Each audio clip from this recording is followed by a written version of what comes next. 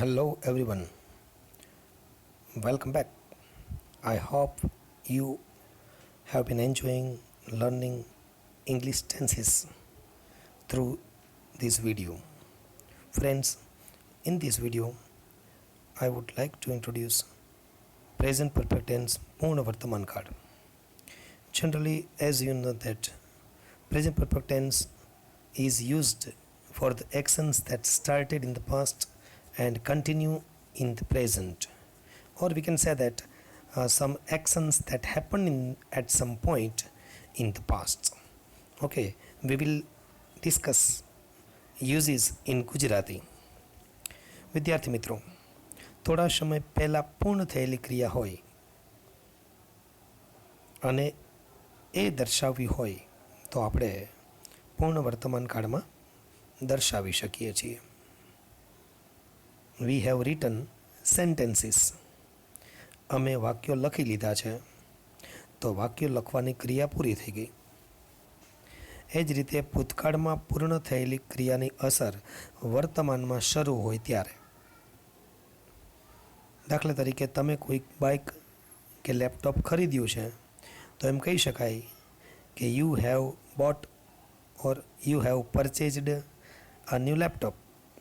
તો લેપટોપ ખરીદવાની ક્રિયા સમાપ્ત થઈ છે, પરંતુ લેપટોપ હજુ તમારી પાસે છે, એટલે તમે જે ખરીદવાની ક્રિયા કરી છે એની અસર ચાલુ છે. વિદ્યાર્થી મિત્રો, કોઈ ક્રિયા ક્યારેય ન થઈ હોય, ક્યારેય અનુભવી ન હોય, ક્યારેય આપણે જોઈ ન હોય, એવી ક્રિયા દર્શાવવા માટે પણ પૂર્ણ વર્તમાન કાળનો ઉપયોગ કરી શકાય છે. એના માટે સ્પેશિયલ એવર અને નેવરનો ઉપયોગ થતો હોય છે. ફોર એક્ઝામ્પલ, તમે કદી રેઇનબો જોયો છે? તો have you ever seen the rainbow? અથવા તમે એમ કહી શકો કે have you ever eaten such fruits? આ જ રીતે વિદ્યાર્થીઓ, કેટલીક ક્રિયા અધૂરી હોય, એ અધૂરી ક્રિયા દર્શાવવા માટે પણ પૂર્ણ વર્તમાન કાળનો ઉપયોગ થાય છે.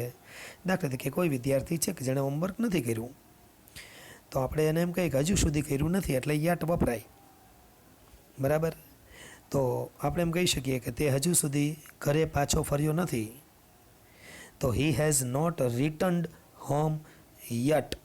આ યટ છે એ પૂર્ણ વર્તમાન કાળના નકાર વાક્યમાં વપરાય છે. એટલે he has not returned home yet. પક્ષીઓ હજુ પણ માળામાં આવ્યા નથી, એમ આપણે કેવું હોય તો બર્ડ્સ હેવ નોટ રિટર્ન્ડ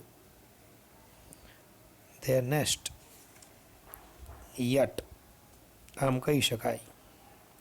વિદ્યાર્થી મિત્રો, સ્ક્રીન પર તમને કેટલાક કાળદર્શક શબ્દ આપવામાં આવ્યા છે, તેનો હું તમને પરિચય કરાવી દઉં. તમે ધ્યાનથી એ પરિચયને નોંધી લેશો. ઓલરેડી એટલે ક્યારનું. ત્યાર પછી જસ્ટ અથવા જસ્ટ નાઉ એટલે હમણાં જ. રિસેન્ટલી એટલે તાજેતરમાં, હમણાં. આ ઓલરેડી, જસ્ટ અને રિસેન્ટલી વાક્યમાં હેઝ હેવ પછી વાપરી શકાય છે. ત્યાર પછી એવર, કે જે પ્રશ્ન વાક્યમાં લખવામાં આવે છે, એનો અર્થ કદી કે ક્યારે એવો થાય છે. નેવર એટલે કદી નહીં. ત્યાર પછી યટ, કે જે નકાર વાક્યમાં યુઝ થાય છે, હજુ સુધી. સો ફાર એટલે પણ હજુ સુધી. ટીલ નાવ એટલે પણ અત્યાર સુધી. અને સિન્સ અને ફોર, કે જે ખૂબ અગત્યના શબ્દ છે, તેને આપણે સમજવા પડશે. સિન્સ અને ફોર સમય દર્શાવતા શબ્દો છે. વિદ્યાર્થી મિત્રો, અહીંયા પેટર્ન આપી છે, જુઓ. આ પેટર્નમાં લખ્યું છે સબ્જેક્ટ પ્લસ હેઝ કે હેવ પ્લસ V3 એટલે ક્રિયાપદનું ભૂતકૃદંત અને પછી ઓબ્જેક્ટ એટલે કર્મ. આ પેટર્ન એક્ટિવ વોઇસની પેટર્ન છે. એમાં હેઝ હેવ આવશે અને ક્રિયાપદનું ભૂતકૃદંત આવશે, V3 આવશે. અહીંયા જુઓ, કર્તા સ્થાને આઈ, વી, યુ કે ધે હોય ત્યારે તમારે હેવ યુઝ કરવાનું. ખાસ યાદ રાખજો. અને હી શી ઇટ હોય ત્યારે તમારે હેઝ યુઝ કરવાનું. આ તમારે યાદ રાખવું. હું તમને કેટલાક એક્ઝામ્પલ બીજા આપું. સ્ક્રીન ઉપર તમે જુઓ, તમને ખ્યાલ આવશે કે હેઝ હેવ અને V3 કઈ રીતે યુઝ થાય છે. I have done my homework just now. તો હેવ અને ડન, ડુ, ડીડ અને ડન આ ક્રિયાપદનું ભૂતૃદંત છે. બીજું વાક્ય, she has lost her textbook. તો જુઓ, સી સાથે હેઝનો ઉપયોગ થયો અને પછી લોસ્ટ V3 છે. લોસ્ટ કઈ રીતે? તો કે લોઝ, લોસ્ટ, લોસ્ટ, આ રીતે 3 રૂપો છે. ત્રીજું વાક્ય જુઓ, they have taken there lunch. તો ટેકનનો 3 રૂપો જુઓ, ટેક, ટુક અને ટેકન. એટલે અહીંયા આવ્યું they have taken there lunch. તેઓએ લંચ લીધું છે, જમી લીધું છે. Vinodbhai has been two Surat. તો હેઝ બીન, બીન એટલે શું? તો કે બી જે ક્રિયાપદ છે એનું ત્રીજું રૂપ બીન છે. વિદ્યાર્થી મિત્રો, તમને ખબર છે ને ટુ બીના રૂપો છે એમિઝાન ને વોઝવેર. અને એ વોઝવેર એ ભૂતકાળ છે અને બીન એનું ભૂતકૃદંત છે. હું તમને નેગેટિવ સેન્ટેન્સ સમજાવું છું. પૂર્ણ વર્તમાન કાળના નકાર વાક્ય તમારી સ્ક્રીન પર છે દોસ્તો. She has not been to Junagadh. Has નોટને આપણે ટૂંકમાં હેઝન્ટ કહીએ છીએ, શોર્ટ ફોર્મ. તો she hasn't been to Junagadh. તો નોટ પછી બીન વપરાય, યાદ રાખો. બીન એટલે V3. બીજું વાક્ય છે આઈ હેવન્ટ ટેકન અથવા આઈ હેવન્ટ ઇટન લંચ યટ. તમે યટનો યુઝ કરી શકો છો નકાર વાક્યમાં, બરાબર. તો હેવન્ટ ટેકન લંચ થાય કે ના થાય? તો આ નકાર વાક્યમાં યાદ રાખો હેઝ હેવ પછી નોટ મૂકવામાં આવે છે, બરાબર. સૌથી અગત્યનો ભાગ હવે આપણે અહીં જોઈ રહ્યા છીએ.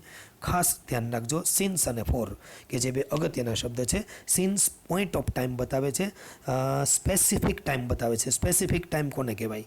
તો કે since 8 o'clock, since his birth, since May, since this morning, since 1990 અને અને સિન્સ કહેવાય જુઓ કે જે ફિક્સ સમય છે. દાખલા તરીકે since his marriage, since he died, since they visited Kashmir. તો આ સિન્સ છે પોઈન્ટ ઓફ ટાઈમ બતાવે છે, સ્પેસિફિક ટાઈમ બતાવે છે. ક્રિયા ક્યારે શરૂ થઈ તેનું આરંભ બિંદુ બતાવે છે. જ્યારે વિદ્યાર્થી મિત્રો અહીં ફોરમાં જુઓ તો ફોર શું કહેવા માગે છે દોસ્તો? તો કે ફોર છે એ પીરિયડ ઓફ ટાઈમ બતાવે છે. એને ડ્યુરેશન કહેવાય, સમયગાળો કહેવાય. દાખલા તરીકે for a long time, for 2 hours, for 5 years. તો ફોર તમને હંમેશા સમયનો ગાળો બતાવે છે. એના 2 એક્ઝામ્પલ આપણે અહીં જોઈ લઈએ મિત્રો, ખાસ અગત્યનું છે, થોડું ઝડપથી જોઈ લઈએ. આઈ હેવ નોન હર, હું તેણીને જાણું છું. I have known her for 2 months, હું 2 મહિનાથી જાણું. તો ડ્યુરેશન છે જો ફોર 2 months, તો ફોર 5 years તો એ ડ્યુરેશન છે. ફોર એ વીક તો 1 વીકથી, ફોર એન અવર તો 1 કલાકથી, ફોર એ લોંગ ટાઈમ તો ઘણા લાંબા સમયથી. આ ફોર ડ્યુરેશન બતાવે છે દોસ્તો.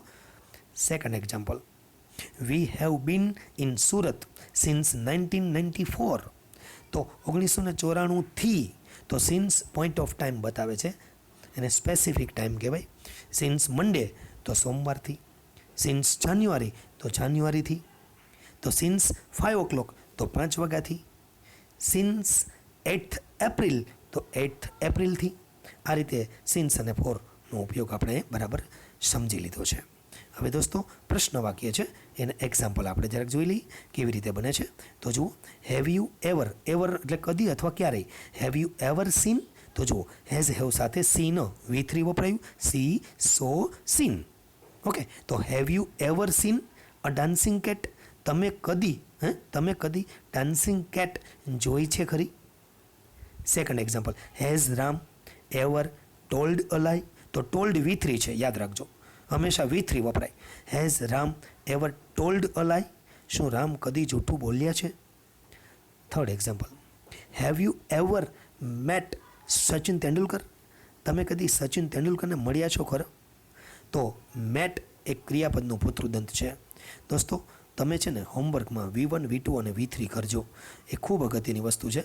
હું તમને કેટલીક વાક્યની એક ટેસ્ટ, એક નાની એવી પ્રેક્ટિસ આપું છું દોસ્તો. આશા રાખીએ કે તમે એ વાક્ય વાંચી અને એમાં ભૂલ સુધારવા પ્રયત્ન કરશો. Thank you. જુઓ, ભૂલ સુધારવા પ્રયત્ન કરો. હું તમને થોડો સમય આપું છું. Okay, let's begin.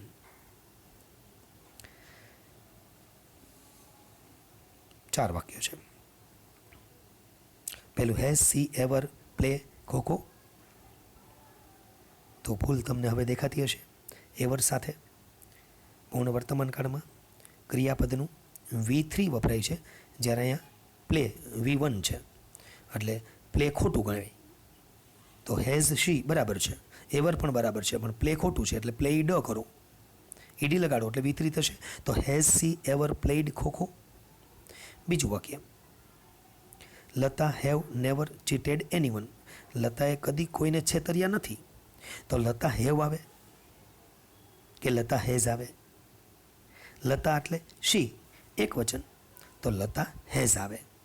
આપણે હમણાં કીધું ને કે હી શી ઈટ હોય તો હેઝ વાપરવાનું, એટલે અહીંયા ભૂલ છે, હેવની જગ્યાએ હેઝ કરો. Third sentence, mister Gajera has worked in SSGV for 1996. ભૂલ ઉડીને આંખે વળગે એવી છે, જુઓ.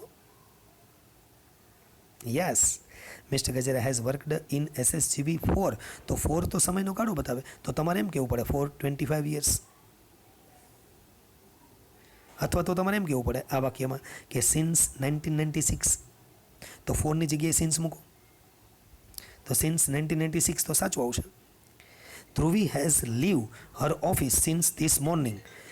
Dhruvi has leave her office since this morning. તો હવે જુઓ અહીં શું આવશે, તો કે હેઝ હેવ સાથે V3 આવે, તો લીવ તો V1 છે, લીવ લેફ્ટ. તો દોસ્તો ધ્રુવી હેઝ લેફ્ટ આવવું જોઈએ, ધ્રુવી હેઝ લેફ્ટ આવવું જોઈએ. ઓકે દોસ્તો, તો ધ્રુવી હેઝ લેફ્ટ. આ રીતે તમે V3નો ઉપયોગ કરીને પૂર્ણ વર્તમાન કાળમાં ખૂબ આગળ વધી શકશો. ખૂબ ખૂબ અભિનંદન. વિડીયો તમે જોઈને પૂર્ણ વર્તમાન કાળને સમજવા પ્રયત્ન કરો. થોડી અગવડતાઓ છે, અમુક ઇન્સ્ટ્રુમેન્ટ નથી, એને કારણે વિધાઉટ ફેસ અને આ રીતે તમને વિડીયો મૂક્યા છે, પણ જેટલું પણ સમજાય એટલું કોશિશ કરજો. પૂર્ણ વર્તમાન કાળ એ ખૂબ જ અગત્યનો કાળ છે અને તેને સમજવા પ્રયત્ન કરજો. ધન્યવાદ. Thank you. All the best.